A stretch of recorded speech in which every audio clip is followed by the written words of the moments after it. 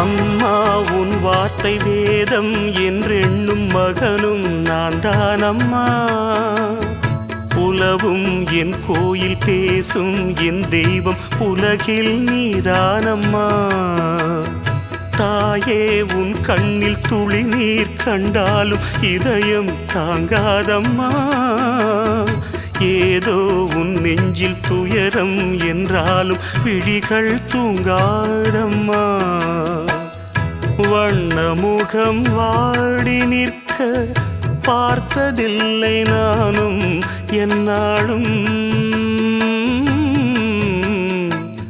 வாடை கொஞ்சம் கூந்தலை ஆடை கொண்டு மூடிட வருத்தம் என்ன இந்நேரம்.